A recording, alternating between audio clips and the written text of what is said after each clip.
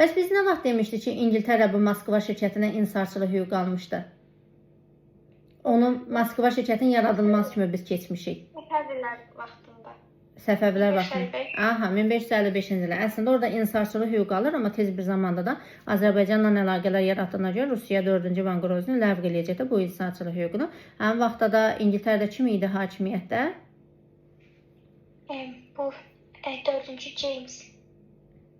1555-də.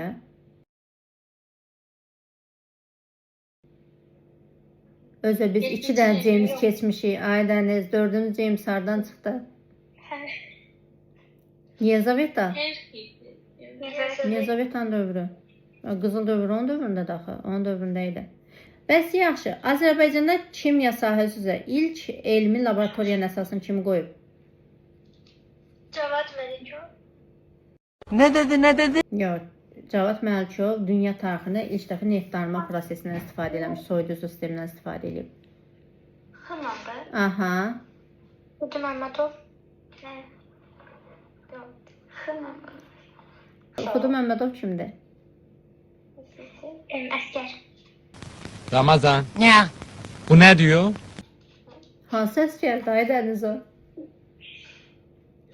Musiqisidir. Yox, gəl rəssam deyək də o da ta. Başım bağlayaq rəssamla. Razılaşırlar. Niyə mən hər dediyimə razılaşsınız ki? Bu alemde hiç kimseye güvenmeyeceksin Polat. Bana bile güvenmeyeceksin. Xudu Məmmədovun adını biz harda çəkmişik? Tanış verdi. Necə doğmasan bilirsən, mənə çox tanış gəlirsən, səni harda görmüşəm mən. Oktay Rəşidli və Xudu Məmmədov. Məktəb Gürcü. Hələ məktəbə bax. Bir şeydə gəldi. Ne anlatıyor bu? Vallahi gayet iyi anlatıyor. Aferin Şaban. Ya orta məktəb açmışdılar sizlərsə. Sizi yenə biabr eləyəcəm. Kəşf eləmişdi.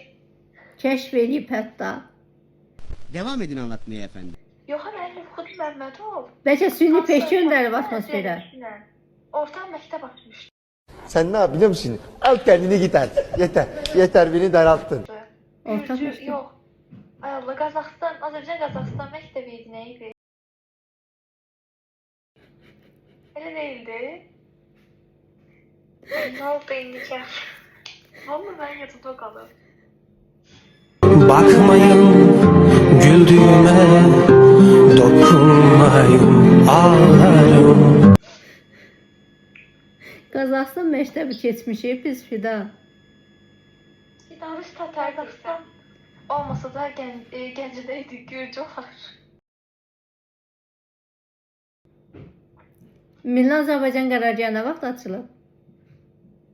19. MAQ. MAQ-ın yaratımı. 1972. Aha. 62. Sədr kim idi? Orada. Hatırladın mı Ali abi? Sədr müavini Xudu Məmmədov, sədri Oktay Rəfili. Bundan sonra hiçbirinize söyleyecek sözüm yok. Bəsinizdir yoxsa gedək? Yaxşı. Yaxşı. Oldu. 5-ci günə. Tabii centinyo. Bəli. 5-ci günlərdə eləyəyim. Sabrımın taşmasına böyle bir tık kaldı. O bir tık da atarsa benim atar da atacak.